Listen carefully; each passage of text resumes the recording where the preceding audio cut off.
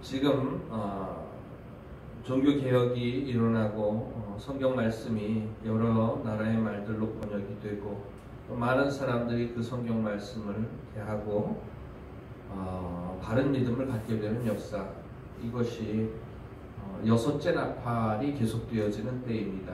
아직 일곱째 나팔이 부러지지 아니하고 여섯째 나팔이 부러진 이후의 상황을 말하고 있는 것입니다. 그러면서 일곱째 나팔이 부러지게 되면은 세상 나라가 주와 그리스도의 나라가 되어지는 역사가 이루어지게 되는 거죠. 세상의 역사를 우리가 볼 때는 참으로 복잡하게 이루어지지만 세상의 역사를 하나님께서 보시기에는 바벨론과 바사와 로마와 그리고 바벨론과 바사와 헬라와 로마 그리고 로마의 뒤에 이어지는 영원한 하나님의 나라, 이 땅에 이루어지는 하나님의 나라에 대해서 이렇게 5개로 나누어서 보고 있는 것을 우리가 생각해야 마땅합니다. 10장 7절 말씀에 보면은 일곱째 천사가 소리를 내는 날, 아직 여섯째 천사가 나팔을 불었고 그것이 계속되어지는 상황인데, 일곱째 천사가 소리내는 날 그의 나팔을 불려고 할 때 하나님이 그의 종 선지자들에게 전하신 복음과 같이 하나님의 그 비밀이 이루어지리라. 이 비밀은 바로 복음으로 말미암아 이 땅에 이루어지는 하나님의 나라입니다. 하나님의 나라는 무엇입니까? 하나님께서 다스리는 나라예요. 하나님께서 왕이 되시는 나라입니다. 하나님께서 왕으로 임하셔서 각 사람을 다스려 주시는 역사, 바로 그것이 세상 나라가 하나님의 나라가 되는 역사가 이루어진다고 하는 것이죠. 복음이 전하여짐으로 말미암아 하나님의 그 비밀이 이루어지게 된다고 하는 것입니다. 이것은 이미 그의 종 선지자들에게 이미 여러 부분과 여러 모양으로 조금씩 하나님께서 말씀해 주신 것들이죠. 다니엘서를 통해서도 뜨인돌 하나가 날아와서 그 모든 신상을 회파하고 그리고 온 세상에 가득하게 되는 느부갓네살 왕의 꿈을 해석해 줌으로 말미암아 이미 예언되어진 말씀이고, 이사야 선지자를 통해서도 하나님께서 이미 하나님의 나라가 이 땅에 이루어지고 사자와 어린 양이 함께 풀을 먹으며 어린이가 독사굴에 손을 넣고 장난쳐도 물지 않는 그런 역사들, 바로 그것이 하나님의 나라, 각 사람이 하나님의 다스림을 받는 그런 나라에 대해서 앞으로 올 나라에 대해서 예언하고 있는 것이라고 할 수가 있겠습니다. 하늘에서 나서 내게 들리던 음성이 또 내게 말하여 이르되, 내가 와서 바다와 땅을 밟고 서 있는 천사의 손에 펴놓인 두루마리를 가지라, 책을 가지라, 이렇게 말씀을 하죠. 내가 천사에게 나아가 작은 두루마리를 갈라 한즉 천사가 이르되 갖다 먹어버리라. 내 배에는 쓰나 내 입에는 꿀같이 달리라 하거늘. 하나님께서 에스겔 선지자에게도 두루마리를 주시면서 먹으라고 말씀을 하시는 장면이 에스겔서에 나오는 것을 보게 됩니다. 내 입에 채우고 내 창자에 채우라. 그때 에스겔 선지자가 그 두루마리를 먹으니 입에서 꿀과 같이 다니라, 이렇게 말씀하고 있습니다. 천사가 요한에게 그 준 책은 갖다 먹어버리면 입에서는 꿀같이 달지만 내 배에는 쓸 것이다, 이렇게 구절에 말하고 있는 것을 보게 됩니다. 성경 말씀에 하나님의 말씀에 대해서 정말로 꿀과 같이 단 말씀, 주의 말씀의 맛이 내 입에 어찌 그리 단지요 꿀과 송이꿀보다 더하니이다.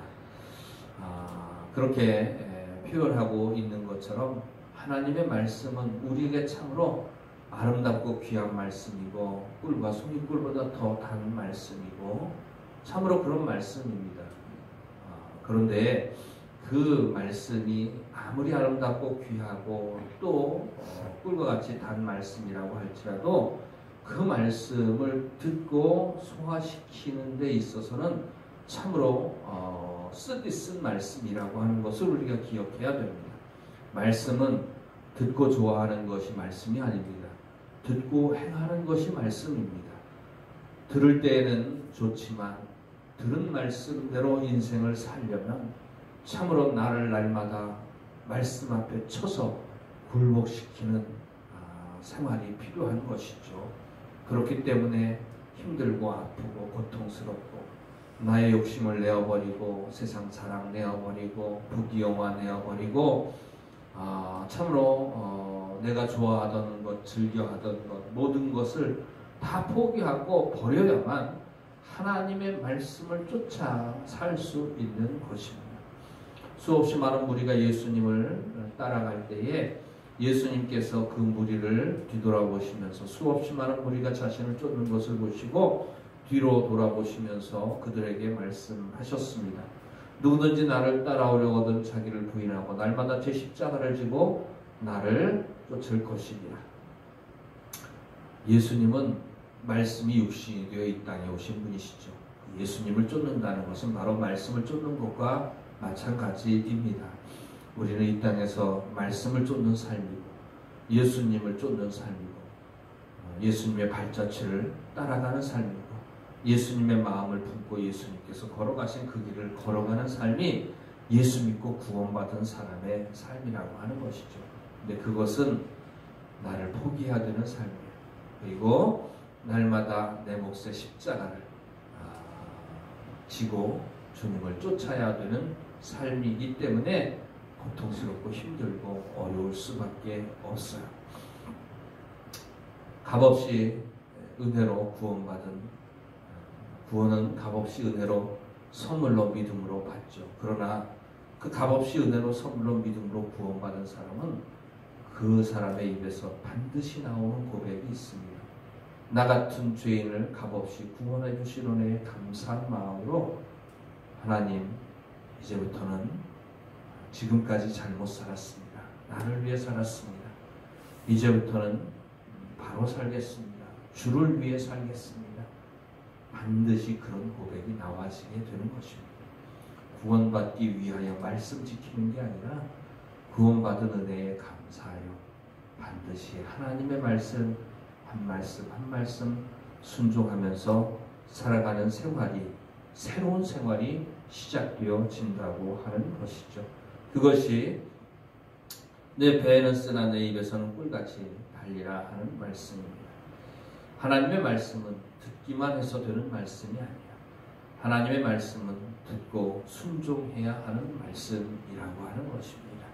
우리 모두가 다 참으로 꿀과 송이꿀보다 더 단 하나님의 말씀 듣고 묵상하고 깨닫고 또 그 말씀에 순종하는 생활, 나를 버리고 포기하고 부인하고 내 몫의 십자가를 지고 주님 따라가는 생활이 회복되어지기를 주의 이름으로 축원을 드립니다. 그러면서 맨 마지막에 11절 말씀에 그가 내게 말하기를 내가 많은 백성과 나라와 방언과 임금에게 다시 예언하여야 하리라 하더라. 여기에 주목해야 될 단어가 뭐냐면 다시입니다. 다시 예언하여야 하리라 하는 말씀은 이전에 예언했었다고 하는 말씀입니다. 그런데 이전의 말씀 듣고 구원받고 은혜받고 그 말씀에 순종하던 사람들이 그 처음 믿음을 잃어버렸어요. 처음 사랑을 잃어버렸어요. 처음 행위를 잃어버렸어요. 그들이 다시 가르침을 받아야 되고 다시 그 구원의 감격과 기쁨을 회복되어야 해요. 구원의 감격과 기쁨이 회복되어야 하고 다시 하나님의 말씀에 순종하는 생활이 회복되어야 하는 그런 모습으로 신앙생활이 변질이 되었다고 하는 사실입니다. 사도 요한의 시대에도 마찬가지이죠. 뜨겁게 신앙생활 시작되었던 사람들이 60여 년 시간이 흐르고 세월이 흐른 이후에 사도 요한이 이 요한계시록을 기록할 당시에 이미 많은 신앙생활이 타락했던 것을 우리는 소아시아에 있는 7교회 교회를 통해서 알 수 있고 하나님 마음에 들지 않는 신앙생활의 모습을 우리가 볼 수 있습니다. 종교개혁이 일어나는 이 시기에도 중세기의 암흑의 시대를 거치면서 하나님의 말씀의 뜻을 사람들이 모르게 되었고 구원받는 방법도 잘못 알고 믿게 되었고 또 타락하고 부패한 신앙생활의 모습으로 예수님께 이용당하는 것이 아니라 예수님을 이용해서 이 땅에서 부귀와 영화를 쌓고 자기의 명예와 권세를 누리는 그런 일들로 변질되어 버리고 말았던 것을 보게 됩니다. 오늘날의 시대는 어떻습니까? 마찬가지입니다. 오늘날의 시대도 신앙이 변질되었던 것을 보게 됩니다. 웨슬리의 시대도 마찬가지예요. 웨슬리가 말하기를 오랫동안 감추어졌던 그 비밀이 메도디스트들에게 하나님의 은혜를 통해서 알려졌다 이렇게 말하고 있는 것을 보게 됩니다. 그게 뭐냐 하면 영국의 성공회에서 천주교에서 오랫동안 감추어졌던 복음의 비밀, 사람이 값없이 은혜로 믿음으로 선물로 구원을 받는다는 사실이 오랫동안 감추어져 있었어요. 그러다가 메도디스트를 통해서 하나님께서 영국 사회에 그 복음을 나타내 보여주셨다라고 웨슬리는 말하고 있습니다. 오늘날 시대도 마찬가지 아닙니까? 오랫동안 감추어졌던 복음의 비밀이 다시 한번 선포되어져야 마땅한 시기가 되어버리고 말았습니다. 많은 사람들이 예수 믿고 구원받는 방법을 모릅니다. 또 많은 사람들이 예수 믿고 구원받고 난 다음에도 이 땅에 소망을 두고 살아갑니다. 예수님 때문에 이 땅에서 부귀영화 누리고 높은 지위에 오르고 잘 먹고 잘 살고 이걸 신앙생활 잘하는 걸로 생각하고 그걸 하나님의 나라로 생각을 하고 예수 믿고 구원받은 다음에 하나님이 자기 자신을 축복해 주셨다고 생각합니다. 하나님의 나라는 그런 것이 아닙니다. 하나님께서 구원받은 각 사람의 심령에 임하여 다스리는 나라인데 하나님의 나라는 먹는 것과 마시는 것과 입는 것이 아닙니다. 오직 의와 희락과 평안이 하나님의 나라라고 하는 것이죠. 육신적인 것이 하나님의 나라가 아니라 영적인 것이 하나님의 나라입니다. 예수 믿고 구원받은 사람들에게 너희는 무엇을 먹을까, 무엇을 마실까, 무엇을 입을까 염려하지 말라, 걱정하지 말라. 그것들은 이방인들이 구하는 것이라. 하늘에 계신 너희 아버지께서 이 모든 것들이 너희에게 있어야 할 것을 다 하시느니라. 너희는 먼저 그의 나라와 그의 의를 구하라. 그리하면 이 모든 것을 너희에게 더하시리라. 먹는 것, 마시는 것, 입는 것 구하고 그게 채워지고 그게 다른 사람보다 훨씬 많아지고 그걸 하나님의 축복이라고 생각하고 하나님의 나라라고 생각하고 예수 믿고 난 다음에 하나님이 나를 그렇게 복 주셨다고 생각하면서 자랑하는 사람들이 있습니다. 하나님께서 만약에 물질적인 축복을 주셨다면 그거 가지고 있는 게 자랑입니까? 아닙니다. 그걸 가지고 있는 걸 자랑하는 사람은 아직 드리지 않은 사람입니다. 드리지 않은 걸 부끄러워할 줄 알아야죠. 하나님께서 주신 걸 가지고 있는 것, 드리지 못한 것을 부끄러워할 줄 알아야 되는데 오히려 가진 것을 자랑하는 참 이상한 시대가 되어버리고 말았습니다. 여러분, 평양의 대부운동이 1907년에 우리나라를 휩쓸었을 때에 많은 사람들이 예수 믿고 구원받는 역사가 일어났어요. 그리고 그 사람들이 받은 은혜에 감사해서 하나님 앞에 나가서 자기의 모든 것들을 다 드렸습니다. 집 팔고 땅 팔고 논 팔고 밥 팔고 소 팔고 다 팔아드렸어요. 그리고 난 다음에 그들이 울었던 것이 뭐냐 하면 하나님께 내게 더 이상 하나님께 드릴 것이 남아있지 않은 사실 때문에 안타까워서 울었습니다. 아파서 울었어요.